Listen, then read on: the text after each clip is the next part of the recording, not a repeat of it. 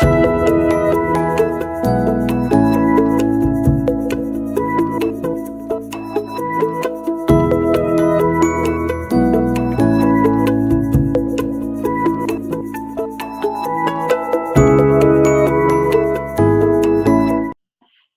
and welcome.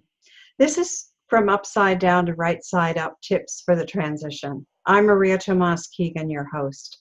And this is my continuing series of conversations in which I chat with strong, supportive women who have inspiring stories of transformation to tell. And they are courageous enough to share them with us here. I am so excited to share with you my first international guest on the show, and her name is Bron Watson, and as you'll soon hear, she is from Australia. I'm inspired by this woman. She is an entrepreneur with a thriving business who didn't have a plan B when she received a diagnosis of advanced stage breast cancer. Her story will inspire you too. We call this episode Success Despite Adversity. Welcome, Bron. Thank you. It's wonderful to be here and have a conversation about this with you. Thank you so much for being here. Please share what it was like for you being seemingly healthy one day, living, your days to the fullest, and then having surgery 5 days later. Maria, it's something that, in my previous background is that I'm a nurse and a nurse educator. And, I've talked to thousands of people who have been diagnosed with cancer. And when it's you, I was not prepared in any way. And yes, I was diagnosed on a Thursday afternoon, and by Friday morning, by 9:20 in the morning, I'd actually been booked in to see a surgeon in Sydney, which is 4 hours away from where I live, and then the following Wednesday being on an operating table. You're free falling, so you don't even have a chance to process the whole thing. And to top it off, we were moving on the day that I was diagnosed. So I'm moving, I'm finding someone to mind my 5 children who happen to be my best friend who lives 14 hours away. And it's just, you go into crisis, and of course, and just managing what has to be managed. So in terms of how it felt, terrifying. There's no other word to put it. Terrified because you don't know what you're up against. You know that you have to have surgery. You know that there's a tumour. You know that there's, this is not good. And you're just hoping that it's not a stage. So breast cancer is by stages and by grades. And so, of course, I spent my whole time thinking, please, God, don't let it be, too big or too aggressive. And, terrifying, just beyond words, to be honest. Wow. I can't imagine. I know that the statistics are not in our favor, but this must have been just a grueling time for you. So please share a little bit more about what you went through. Well, I run my own business. So my business is called Bron Watson, so people want me. And which is great when things are good, but when things are not good, you're being a wife. For me, I was a wife, I was a mother, I've got a business owner, I've got a community, I've got clients, and it's so many moving parts, which is when you're healthy or when you're well, because the cancer didn't make me sick, the treatment did. The treatment was chemotherapy and radiotherapy. So because it had spread into a lymph node under my arm, I don't know how many, because they never investigated, because they chose to hit me with terrible chemotherapy. Might I add that it was 30 years old and so vicious that out of a 21-day period, 12 to 14 of those days were just a wipeout because of the drugs, because of the medication. Because you're taking drugs for the side effects, and then you're taking drugs for the side effects of the side effects. And it's just this terrible space where you literally have to focus on just the moment, just the minute of nausea, of losing your hair within 3 weeks. My hair fell out very quickly, if only after 1 dose.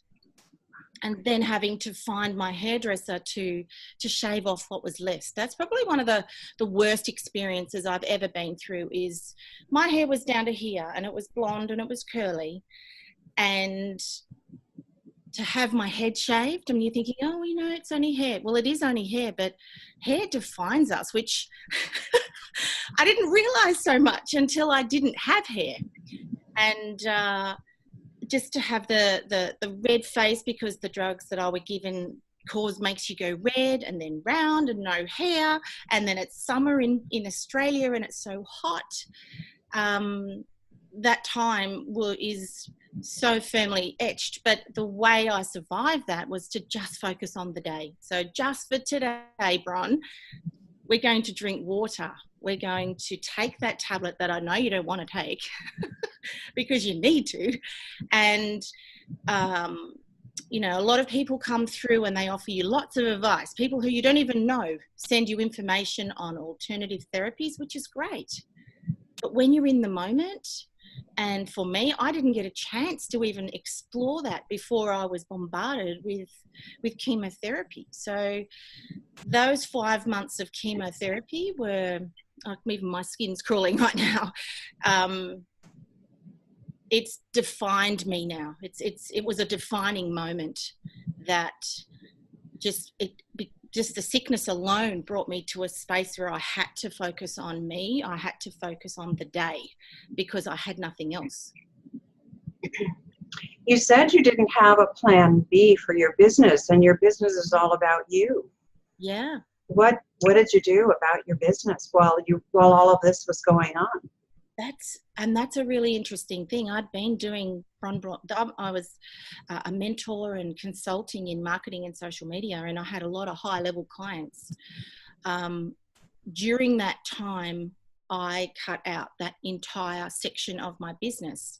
I did not have income protection, which is something we have here in Australia. I have every other insurance. Paul, my husband, has income protection, but I didn't put it on me, which is probably the worst decision I have ever made. And it meant that I had to work at some capacity. One of the worst times was having chemotherapy on a Friday morning and running a Facebook Live for my clients, because the person who I am, I like to deliver what I say I'm going to do. Like I really want to deliver what I say I'm going to deliver. So I delivered that piece of information 4 hours after leaving chemotherapy. They didn't know, but I did. And that was the moment when I said, this is never, ever going to happen again. I'm never going to be in this situation. And thankfully, I have some amazingly beautiful clients who rode through this time with me. I mean, we've come out flourishing out the other side, but during that time, that's why I call it success despite adversity, because the adversity kept coming. The allergic reaction to particular chemo, just those sort of things, or when I went neutropenic, when my white blood cells were really low, which means that you're super susceptible to infection. And that's where I went, we need to really think about how we want to live. And that's where the just for today. And as I say, I'm just so grateful to the clients who did ride through that time with me. I'm forever grateful. And we limped through and now we've redefined, and that's the best part. I wished I'd known this 10 years ago, but without the cancer. That's without the cancer. Yeah, absolutely. Without the cancer. Wouldn't that be great if we could do that?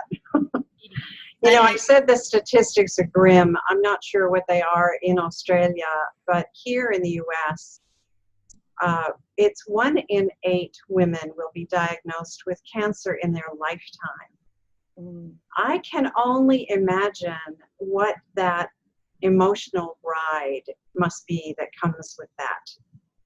So Would Yeah. you go deeper into that emotional journey that you experienced in our next segment? I would love to. In And Australia, it's actually 1 in 7 now, as of that's 2 months scary. ago. That And is so frightening. I shared that with my husband. I'm getting goosies as I say this because mm, so far in my lifetime, I've been blessed. But those statistics are just it's horrifying to me. terrifying.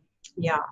So I want everybody to hold on, stay tuned for this next segment of my conversation with Bron when she's going to talk about that emotional journey. I'm Maria Tomás-Keegan. Till next time.